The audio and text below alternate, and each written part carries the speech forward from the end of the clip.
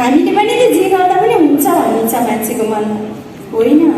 त्यो बेला भगवान् श्रीकृष्ण त अन्याय र अत्याचार अति नै भइसक्यो। कंसले कति गरे अन्याय अत्याचार, हामी सबैले पढेको देखेको कुरा हो, सुनेका कुरा हो। तर त्यसको अत्याचारको अन्त्य गर्न पनि हामी सबै उठौँ न त, हामी सबै मिलेर गर्नुपर्छ त्यसको अन्त्य गर्न। त्यसैले आजको दिन राम्रो पनि छ। सबैजनाले मनमा राख्नुहोस् हाम्रो मातृशक्ति, हाम्रो मातृशक्ति हुनुहुन्छ यहाँ। उहाँहरूले पनि के भन्नुहोस् भने आजैबाट धर्म संस्कार संस्कृति जोगाउने कसरी, त्यसको मनैदेखि चिन्तन गर्नु होला।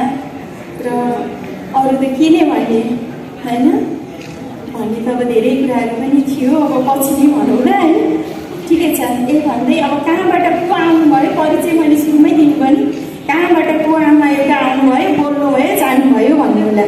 म तिरुपति बालाजीबाट, म गुरु पिताको छोरी, मलाई नेपाल बहुत प्यारो, नेपाली, हाम्रो नेपालमा पनि केही गर्नुपर्छ है भनेर म आएको नेपालको लागि। नेपालमा केही गर्नुपर्छ ताकि कसैलाई रुन नपरोस्। सबसे कुरा त तँ यो जात म यो जात, तँ यो थर म यो भन्ने त्याग्नुपर्छ। हामी सबै एउटै सन्तान। यति भन्दै मैले आज पुरै सधैँ ल्याउँछु। जय श्रीमन्नारायण, जय श्रीकृष्ण। जोडले जय श्रीकृष्ण भनिदिनु त आज त। जय श्रीकृष्ण। आज त कृष्ण अष्टमी, भगवान् कृष्णजी जन्मिएको दिन हो। सबैको मनमा कति खुसियाली भित्रैदेखि आनन्द पनि आएको छ। ठिक छ, जय श्रीमन्नारायण।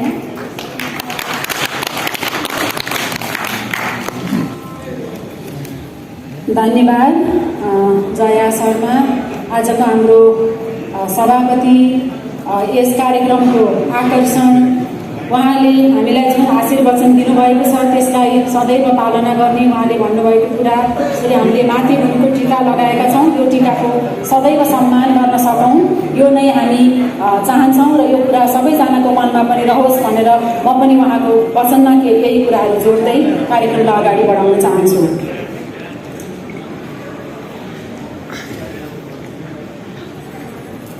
सर्वप्रथम यहाँ उपस्थित गुरु माता,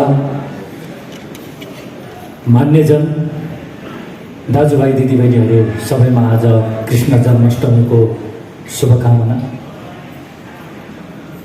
मलाई आज एकीकृत शक्ति नेपालको घोषणापत्र पढ्ने पनि जिम्मेवारी दिइएको छ। यो पढ्नुभन्दा अगाडि म छोटोमा दुई शब्द केही आफ्नो तर्फबाट राख्न पनि चाहन्छु। वास्तवमा आज विशेष दिन हो, कृष्णको जन्म भएको दिन। हामीहरूले बुझेको हाम्रो शास्त्र, हाम्रो परम्पराले भनेको आज कृष्णको जन्मदिन हो। तर देशको अवस्था यस्तो छ कि हामीले हरेक मान्यता, धर्म, आस्था र विश्वासलाई खण्ड खण्ड गरिएको अवस्था छ। तर आजको दिनलाई म यसरी पनि परिभाषित गर्न चाहन्छु, श्री कृष्ण मात्रै जन्मेका होइन। खास हाम्रो शास्त्रकै हिसाबमा हामीले जाने हो भने, हामीहरूले सकारात्मक तरिकाले सोच्न सक्ने हो भने आजकै दिन थियो सूर्यबाट फुटेर पृथ्वी पनि बनेको दिन। त्यो पृथ्वीको नीलो रङ हाम्रो कृष्णको रङ, र त्यो सूर्यबाट फुटेर निक्लेका ती पिण्डहरू, 7वटा पिण्डमा त चेतना रहन सकेन। किन रहन सकेन? कंसले गर्दाखेरि, नकारात्मक शक्तिले गर्दाखेरि त्यो सूर्यलाई पृथ्वी जन्माउनु अगाडि 7वटा ग्रह मार्नु नै परेको थियो जहाँ जीवको सम्भावना रहेन। र 8औँमा जसरी कृष्ण जन्मिए त्यसै गरी सूर्यको पनि उपस्थिति भएको थियो। यो हाम्रो शास्त्रले बताउँछ। भनेपछि आजको दिन कति विशेष दिन हो। नकारात्मक शक्तिलाई परास्त गर्नको लागि सकारात्मक शक्ति एकजुट भएर जन्मिने दिन आज एकीकृत शक्ति नेपालको जन्म भएको छ। यसमा पनि कृष्ण अझै स्पष्टसँग भन्छन्, यदा यदा हि धर्मस्य ग्लानिर्भवतु भारत। मैले सर्टकटमा भनिदिएँ, परित्राणाय साधूनां विनाशाय च दुष्कृताम् धर्म संस्थापनार्थाय सम्भवामि युगे युगे। जब जब नकारात्मक शक्ति बढ्दै जान्छ, ती व्यक्तिहरूको जन्म बढ्दै जान्छ र व्याप्त हुँदै जान्छन्। आजको नेपालको जस्तो अवस्था, जुन अवस्थामा आफ्नोपनलाई घृणा गर्न थालिन्छ। थाहा छ नि, मन परेको व्यक्तिको कहाँसम्म सुगन्ध अनुभव गर्न सकिन्छ भन्ने मन नपरेको व्यक्तिलाई पनि कतिसम्म घिनौनामा लिइन्छ। यसको बर्खास्तको उदाहरण आज छ। आजका राजनीति गर्ने ती नेताहरू, म धेरै समय उनीहरूको कुरा गरेर पनि म बिताउन चाहन्न। मलाई लाग्छ घोषणापत्र अगाडि यी कुराहरू भन्न जरुरी थियो। म पनि यो बिचको समयमा लागि नै राखेँ। यतिखेर धेरै कोठाहरूमा पार्टीको घोषणा, मोर्चाको घोषणाको लागि गुटबन्द भइ नै रहेको छ। धेरै गुटबन्दमा म पनि पुगेको, तर मिल्न सक्ने क्षमता, त्यो साहस धेरै कमले देखाउन थाल्यो। जब देश बिरामी हुँदाखेरि देशको उपचारको लागि मिल्न सक्दैनौँ भने ती काल्पनिक कल्पनामा रहेका पार्टी र मोर्चाहरूले भोलि के गर्न सक्ला?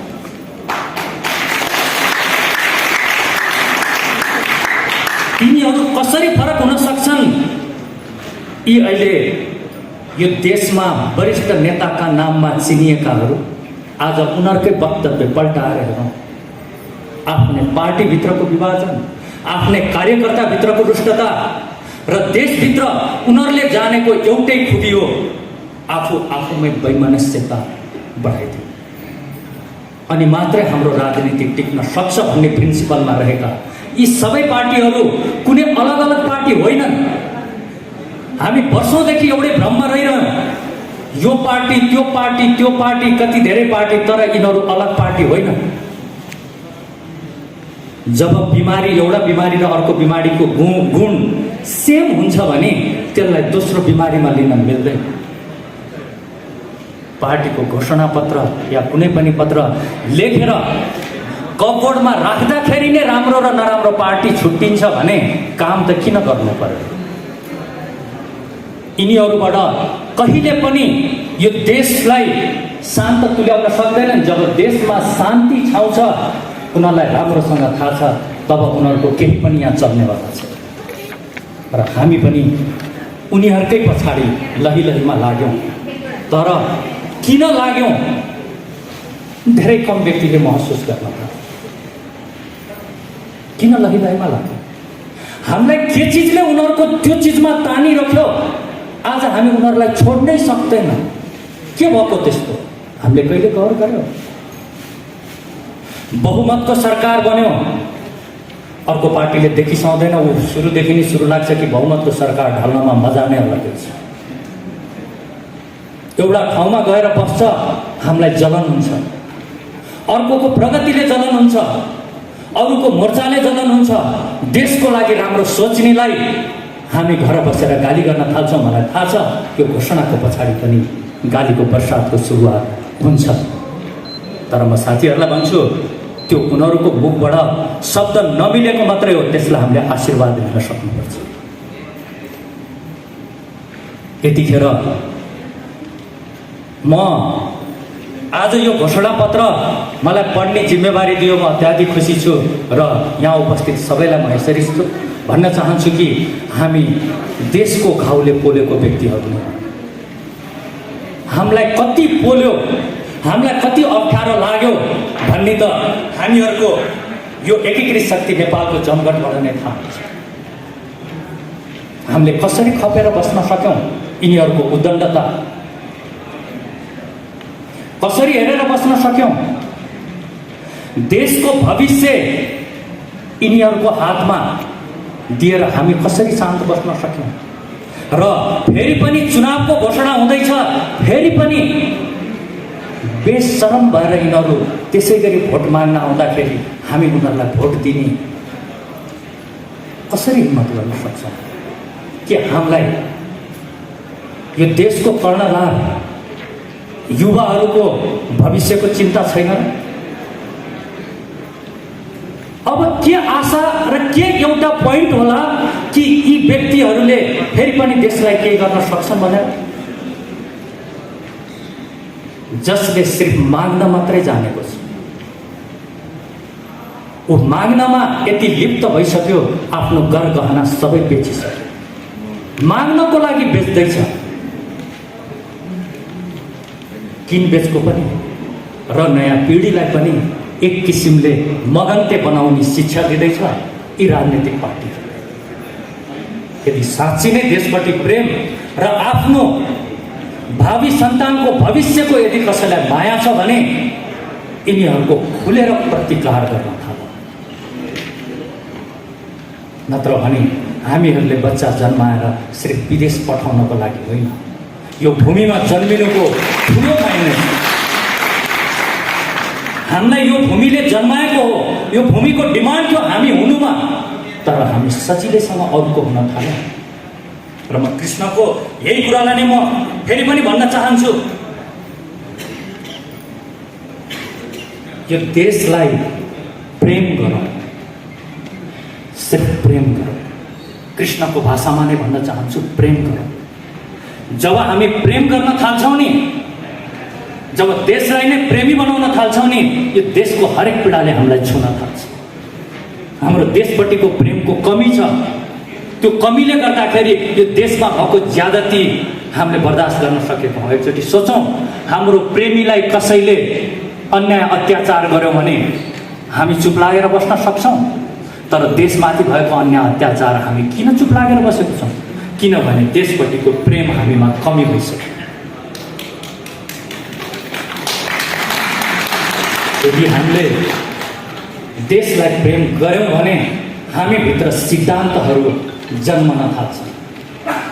जब देशलाई प्रेम गर्न छोड्यौँ भने हाम्रो संस्कृति घिनाउन लाग्न थाल्छ, आफ्नो व्यक्ति घृणा लाग्न थाल्छ, हाम्रो परम्परा घृणा लाग्न थाल्छ, अनि हामी विदेशी परम्परा, संस्कृति र धर्ममा लाग्छौँ।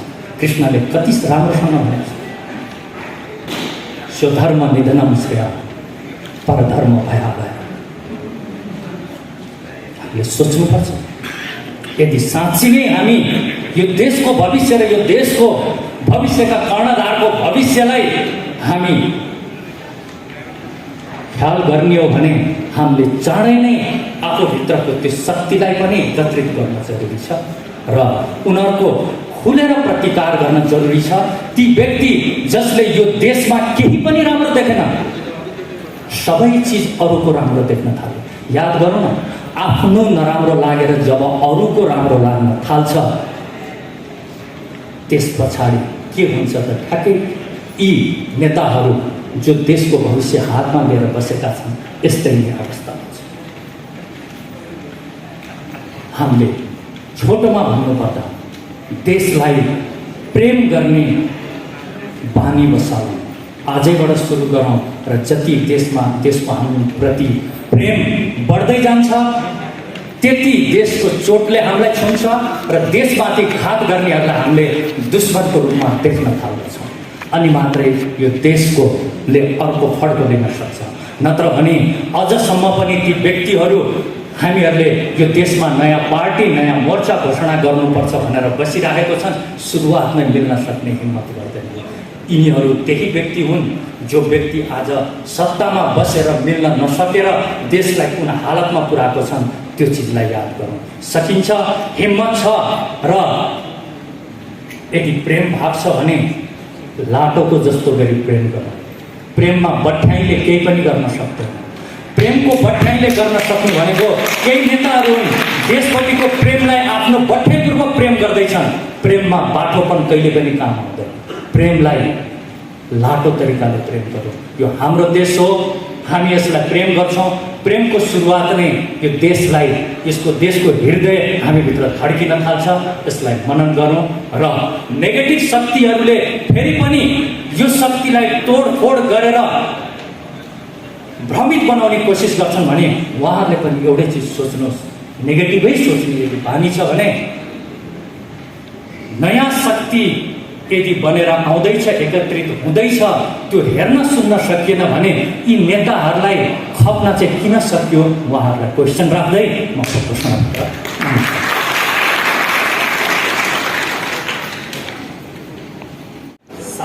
स्थिर र समृद्ध नेपाल हामी नेपाली सबैका साझा सपना। विक्रम सम्वत 1825 नेपाल एकीकरणको प्रारम्भिक तर मुख्य कार्य सम्पन्न भएपछिका 40 वर्ष हामीले देशलाई एकताबद्ध तुल्याउने महाअभियानमा बितायौँ। विक्रम सम्वत 1872 को सुनौली सन्धिपछि एकीकरण अभियानले विश्राम मात्र लिएन, हाम्रो स्वाभिमानमा भएको 1,05,000 वर्ग किलोमिटर भूभाग पनि गुमाउनु पर्यो। यस दृष्टिले नेपाली इतिहासको सर्वाधिक दुर्दान्त घटनाका रूपमा सुगौली सन्धि सन् 1515 डिसेम्बरलाई लिन सकिन्छ।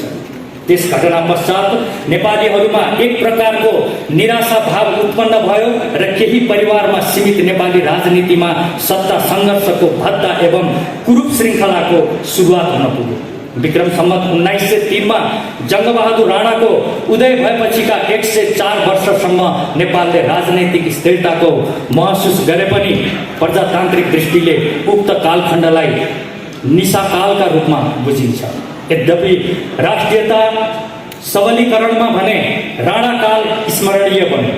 सुगौली सन्धिका क्रममा गुमेको केही भूभाग फर्काउन सक्नु, नेपालको अन्तर्राष्ट्रिय पहुँच स्थापित गर्नु, देशको सीमा सुनिश्चित गरी नक्साङ्कन कार्य सम्पन्न हुनु, पृथ्वीनारायण शाहका नीति व्यवहारको पदचापमा मुलुकलाई अघि बढाउन सक्नु, आफ्नै मुलुकमा हात हतियार तथा गोलीगट्टा उत्पादन कारखाना स्थापना हुनु लगायतका कैयन महत्त्वपूर्ण कार्य राणाकाललाई राष्ट्रियताका दृष्टिले स्मरणीय बनाएको छ। विक्रम सम्वत 2000 सालको राजनीति परिवर्तन सैद्धान्तिक एवं वैचारिक दृष्टिमा उत्तम र विशिष्ट मानिएको छ र एउटा पारिवारिक निरङ्कुशताको दास्ताबाट मुक्त भई प्रजातान्त्रिक पद्धतिमा मुलुक प्रवेश हुनुलाई हामीले युगान्तकारी परिवर्तन मानेका छौँ। तर 2007 सालको परिवर्तन यता नेपाली राजनीति स्थिर, राष्ट्रोपयोगी र जनहितमुखी बन्न नसकेको यथार्थ हामी बेहोर्दैछौँ। 7 दशक अघि उत्पन्न राजनीतिक झमेला र राजनीतिक केन्द्रित राजनीतिबाट अहिलेसम्म मुक्त नपाउनु नेपाली जनका निम्ति दुर्भाग्यपूर्ण हो। राजा महेन्द्रको शासनकालमा राष्ट्रियता र विकासका दृष्टिले उत्तम मानिए पनि 2017 सालमा उनले चालेको कदमले नेपालको प्रजातान्त्रिक अभ्यासमा पूर्ण विराम लागेको र त्यस पछाडि अपरिहार्य बनेको प्रजातान्त्रिक आन्दोलनका कारण राजनैतिक र सामाजिक स्थायित्वमा बाधा उत्पन्न भएको यथार्थलाई हामी अस्वीकार गर्न सक्दैनौँ। 2046 सालमा जनता र राजाको सहमतिमा स्थापित प्रजातन्त्र आफैमा उन्नत र नेपालको सन्दर्भमा उपयुक्त भए पनि 2052 सालमा माओवादीका नाममा सुरु भएको प्रजातन्त्र विरुद्धको हिंसात्मक सङ्घर्षले नेपाली जनतालाई प्रजातन्त्रको रसस्वादन गर्ने अवसरबाट वञ्चित तुल्याएको घटना सन्दर्भलाई भुल्न सकिँदैन। 2047 सालमा राजा नेपाली काङ्ग्रेस र वामपन्थी कम्युनिस्टहरूको साझा दस्तावेजका रूपमा आएको संविधानलाई प्रजातन्त्र र राष्ट्रियताका दृष्टिले समेत उपयुक्त मानिएको हो। बेलायती मोडलको प्रजातान्त्रिक प्रणाली स्थापना हुँदा हामीले मुलुकमा राजनैतिक विवाद र झमेला अन्त्य भई स्थिरता, शान्ति र समृद्धिको यात्रा प्रारम्भ हुने विश्वास गरेका थियौँ। तर प्रजातन्त्र विरुद्ध माओवादीले सुरु गरेको हिंसात्मक सङ्घर्षले देशको सामाजिक जीवन, आर्थिक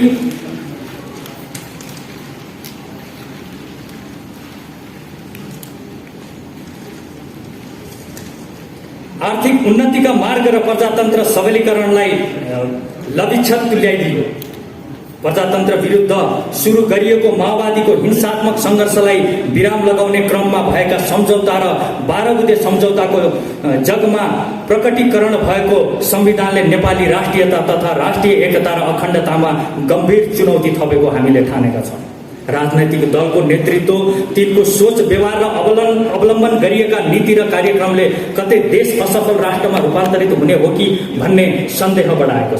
सर्वाधिक उन्नत दावी गरिएको राजनैतिक प्रणालीमा मुलुकको राष्ट्रियता, राष्ट्रिय एकता, राष्ट्रिय स्वाभिमान र आम जनताको जीवनस्तर नेपालको इतिहासमै सबैभन्दा सङ्कटग्रस्त अवस्थामा पुगेको छ। 2063 को परिवर्तनपछिका नीति र व्यवहार नेपाली राष्ट्रियता र राष्ट्रिय एकता विरुद्ध लक्षित रहेको महसुस आम जनताले समेत गर्न थालेका छन्। जनताले दैनिक जीवनमा भोग्नु परेका समस्याप्रति राज्य संयन्त्र र नेपाली राजनैतिक पूर्ण रूपले बेसरोकार रहँदै आएको महसुस देशवासीहरूले गरिरहेका छन्। संविधान सभाबाट जारी गरिएको वर्तमान संविधान नै मुलुकमा अशान्ति, अस्थिरता र अन्योलताको मूल स्रोत बनेको छ भन्न अब हिचकिचाउनु पर्दैन। यस्तो अवस्थामा विद्यमान संविधानका केही अन्तर्वस्तु, नीति, व्यवहार र नेतृत्व यथावत रहँदा मुलुक असफल राज्यमा रूपान्तरित हुन सक्ने विषय परिस्थितिको खतरालाई दृष्टिगत गरी देशका सम्पूर्ण राष्ट्रप्रेमी एवं देशभक्तहरू एकताबद्ध हुन विलम्ब गर्न नहुने निष्कर्षमा हामी पुगेका छौँ। वर्तमान संविधान र देश एकसाथ सुरक्षित तुल्याउन नसकिने ठहर सहित हामी देशभक्त राष्ट्रप्रेमीहरू मोर्चाबद्ध भएर राष्ट्र विरुद्धका चुनौतीहरूको सामना गर्न प्रतिबद्ध भएका छौँ। सम्पूर्ण देशभक्त राष्ट्रप्रेमी मौलिक धर्म संस्कृति संरक्षणमा पक्षधर तथा एकता र अखण्डताका हिमायतीहरूलाई यसै मोर्चामा सामेल भई राष्ट्र रक्षाको अभियानमा जुट्न हामी हार्दिक अनुरोध गर्दछौँ।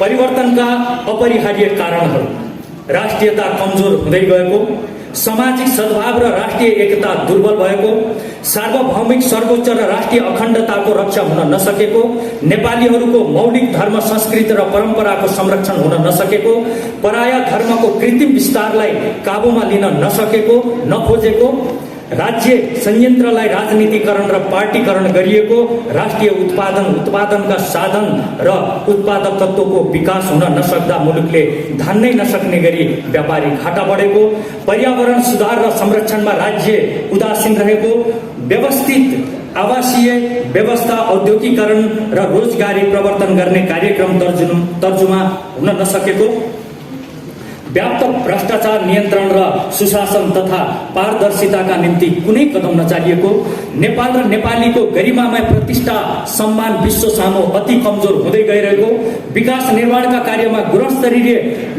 गुणस्तरीय र अनियमितता शून्य तुल्याउन राज्य असमर्थ रहेको, कर्मचारी प्रशासनलाई जनमैत्री, कार्यमुखी र इमान्दार बनाउन नखोजिएको, न्यायिक निकायहरूप्रतिको आस्था, विश्वास र भरोसामा भारी ह्रास आउँदा पनि त्यसको सुधारका निम्ति कुनै पहल नगरिएको, विपन्न र पिछडिएका मानिसहरूको न्याय र अवसरमा पहुँच स्थापित गराउने कुनै विशेष कार्यक्रम नभएको, स्वास्थ्य सेवालाई गुणस्तरीय, सुलभ र व्यापक तुल्याउन नसकेको, कृषि उत्पादन र कृषि मैत्री नीति र व्यवहार नभएको, निशुल्क, गुणस्तरीय र राष्ट्रोपयोगी शिक्षा व्यवस्थाको विकास गर्नेतर्फ राज्य उदासीन रहेको, युवाहरूमा लक्षित गर्ने खेलकुद, रोजगारी र स्वास्थ्य सुरक्षा सम्बन्धी प्रभावकारी कार्यक्रम तर्जुमा गर्न नसकेको, नेपाली गीत सङ्गीत र कलाकर्मलाई सम्मानित एवं व्यवसायिक तुल्याउन नसकेको, नागरिकको दैनिक जीवनलाई सहज, सरल, सुलभ र आनन्ददायक तुल्याउन नसकेको, प्रजातन्त्र सम्मत व्यवहार राजनीतिक क्षेत्रमा प्रकट हुन नसकेको, यातायात व्यवसायलाई मर्यादित र सुरक्षित तुल्याउने तर्फ चासो प्रकट नभएको, शैक्षिक, न्यायिक र स्वास्थ्य लगायतका संवेदनशील क्षेत्रलाई राजनैतिक मुक्त बनाउन नसकेको, बढ्दो अपराध र अपराधीकरणलाई नियन्त्रण गर्न असफल रहेको, राष्ट्र केन्द्रित एवं जनमुखी राजनीतिको विकास गर्न नखोजिएको, शिक्षा, स्वास्थ्य र रोजगारी, न्याय र सुरक्षा प्रणाली जनोपयोगी नभएको। यति धेरै प्रब्लममा त देश रहेछ, यो पढ्दाखेरि अझै स्पष्ट भएको छ। तैपनि हामी हेरेर बसिरहेको छौँ। एनिवे, र हाम्रा प्रतिबद्धताहरू: एकीकृत सार्वभौमिकता सहितको धर्म सापेक्ष राष्ट्र, मौलिक धर्म संस्कृति परम्परा इतिहास र सभ्यता सहितको समृद्धि, गैर जातिवादी अवधारणाको कार्यान्वयन, जनता, राज संस्था र राजनीतिक दलहरू बीचको समन्वयकारी राजनीतिक प्रणाली, सबल र सुदृढ नेपाली राष्ट्रिय सेना, ट्रेड युनियनहरूको व्यवस्थापन, न्याय, सुरक्षा, शिक्षा र स्वास्थ्य सेवा निशुल्क, सम्पत्ति आर्जन र संरक्षणको सुनिश्चितता सहित राष्ट्रिय पुँजीको प्रवर्धन, भ्रष्टाचार शून्य राज्य संयन्त्र र समाज, स्वदेशी उत्पादन र रोजगारी प्रतिबद्ध प्रवर्धनलाई उच्च प्राथमिकता, महिला, पिछडिएका समुदाय र विपन्न वर्गलाई माथि उठाउन विशेष आर्थिक तथा सामाजिक कार्यक्रम, जनमैत्री, पारदर्शी र कार्यमुखी कर्मचारी प्रशासन, सन्तुलित एवं राष्ट्र हितमुखी परराष्ट्र नीति र व्यवहार, उत्पादनमुखी अर्थतन्त्र, कर प्रणाली मुरहित जनमुखी आर्थिक नीति योजना र कार्यक्रम। मैले सायद शब्द केही मिस्टेक पनि बोले होला, माफी चाहन्छु। लक्ष्यहरू: अखण्ड एवं सुदृढ र सम्मानित सार्वभौमिकता सहितको एकबद्धता नेपाल निर्माण गर्ने, सामाजिक सद्भाव र जातीय एकता पुनर्स्थापित गर्ने, स्थानीय तहमा अधिकार, सेवा र सुविधाको क्षेत्र विस्तार गर्दै स्थानीय तहलाई जिम्मेवार बनाउने र प्रादेशिक संरचना विस्थापित गराउने, स्वास्थ्य, शिक्षा, रोजगारी, न्याय, सुरक्षा र मनोरञ्जनमा सबै नागरिकको पहुँच स्थापित गर्ने, बौद्ध, किराँत, बोन, जैन, सिख, मैत्रीय र इस्लाम लगायतका धर्म संस्कृतिको संरक्षण गर्ने, वैदिक सनातन हिन्दू राष्ट्र स्थापना गराउने, भ्रष्टाचार र अनियमितता शून्य शासन प्रशासन बनाउँदै समृद्ध नेपालको भविष्य सुनिश्चित गराउने। राजनीतिक प्रणाली: संसदीय प्रजातन्त्र, कानून निर्माणमा केन्द्रित व्यवस्थापिका, निष्पक्ष, पारदर्शी र न्यायिक न्यायपालिका, सर्वमान्य, निष्पक्ष र जिम्मेवारी राष्ट्र प्रमुख। विचार र दर्शन: पृथ्वीनारायण शाहको विचारलाई मार्गदर्शक सिद्धान्तका रूपमा अवलम्बन गरिनेछ। मार्गदर्शक सिद्धान्त: श्री 5 बडा महाराज धीराज पृथ्वीनारायण शाहकृत ऐतिहासिक व्यक्तित्वहरू: बहादुर शाह, राजेन्द्र लक्ष्मी शाह, राजा राम शाह, राजा महेन्द्र शाह, महेन्द्र मल्ल, काजी कालु पाण्डे, विसे नगरची, जङ्गबहादुर राणा, भक्ति थापा, बलभद्र कुँवर, शङ्खधर साखुवा, भृकुटी अरनिको, भीमसेन थापा, जय पृथ्वी बहादुर सिंह, भानुभक्त आचार्य, लक्ष्मीप्रसाद देवकोटा, लेखनाथ पौडेल, बालकृष्ण साम। प्रेरक व्यक्तित्वहरू: बीपी कोइराला, मदन भण्डारी, कृष्ण प्रसाद भट्टराई, गणेशमान सिंह। विकासको मापदण्ड: पर्यावरणीय अवस्था सुधारका कार्यक्रम, जनताको खुशी, इतिहास र सभ्यताको रक्षा, सुशासन, मौलिक धर्म, संस्कृति र परम्पराको संरक्षण, कला र खेलकुदको स्थिति, प्राकृतिक स्रोत पहिचान र परिचालन, भौतिक विकास, सडक यातायात, सञ्चार, ऊर्जा तथा विकासको गुणस्तर, समाज व्यवस्था, नारी बालबालिका र ज्येष्ठ नागरिकको अवस्था, अपराध न्यूनीकरण तथा शान्ति सुरक्षाको स्थिति, मनोरञ्जनका साधनको उपलब्धता, जल तथा भू उपयोग तथा जल संरक्षण, औद्योगिक उत्पादन र मजदुरहरूको अवस्था, कृषि उत्पादन र कृषकहरूको अवस्था, रोजगारी प्रवर्धन, सामाजिक सुरक्षा, स्वास्थ्य, शिक्षा प्रणाली र शैक्षिक व्यवस्था, परराष्ट्र सम्बन्ध, व्यवहार र परिणाम, व्यापार घाटा, मुद्रास्फीति। हामी मुलुकको शान्ति, स्थिरता र समृद्धिका निम्ति प्रतिबद्ध रहँदै आएका सबै राष्ट्रप्रेमी, देशभक्त, धर्म सापेक्षताका पक्षधर, विकास प्रेमी जनसमुदायमा एकीकृत शक्ति नेपालको आबद्धताका निम्ति हार्दिक आह्वान गर्दछौँ। एकताबद्ध एवं प्रतिबद्ध जनशक्तिको सक्रिय इमानदार र सात्विक प्रयासमा मात्र परिवर्तन निश्चित हुने विश्वास हामीले लिएका छौँ। आमूल परिवर्तनबाट मात्र विद्यमान सबै खाले समस्याको समाधान हुने हाम्रो ठुलो प्रयास। जय देश, जय मातृभूमि।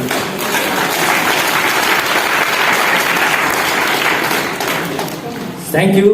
मैले कति शब्दहरूमा मिस्टेक गरेँ होला, तर तपाईँहरूले बुझ्नुभयो होला भन्ने आशा राखेको छु। र अन्तमा म यति भन्छु कि देशलाई प्रेम गरौँ र प्रेम गरिसकेपछि प्रेमीको बारेमा जान्नलाई कुनै अध्ययन र विदेशी ज्ञानहरू कतै जरुरत छैन।